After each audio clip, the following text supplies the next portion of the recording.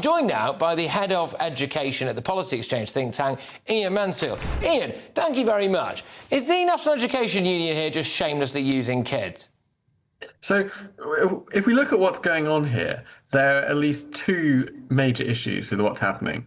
So number one, if we look at the guidance on absence, which is statutory guidance that schools have to take account of, it says absolutely clearly in paragraph 38 that no absence should be authorised for taking part in protest activities.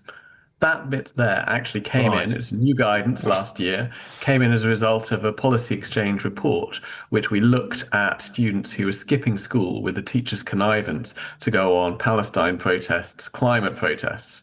And then the Conservative government put this in, the Labour government kept it in there, and we've got this new piece of thing which is absolutely forbidden.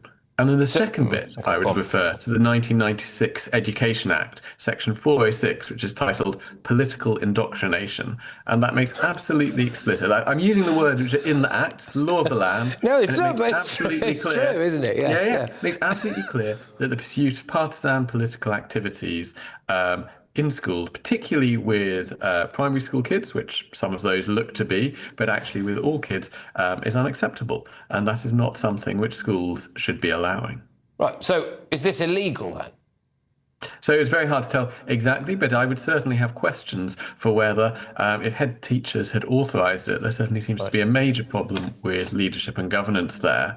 And it's the sort of thing which Ofsted could investigate to see whether or not laws have been broken. And should. But this has to come from somewhere. So teachers, isn't it? It's not like, I would be amazed if a collection of different school children who, I'm not very good, I would imagine they look about 8. No, of course. But this is the point, isn't it? So, those kids, I don't know, looks about 8 or 9 years old or something. So they are there. I find it highly unlikely that they have all mobilised en masse and said, sir, miss, can we nip down to the Labour Party conference and do something really political, please? So this indicates that the teachers are very political and are forcing that on children. Absolutely, and I think this is, the words are used, political indoctrination, and there's guidance from the department as well, which is called political impartiality guidance.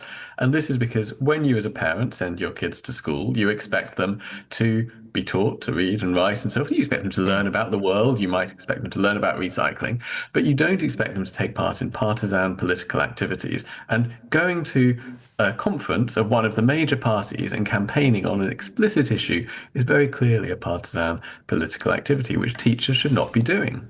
Just also sort of quite quickly on this now, the idea of free school meals, it could be argued, is an incredibly socialist policy.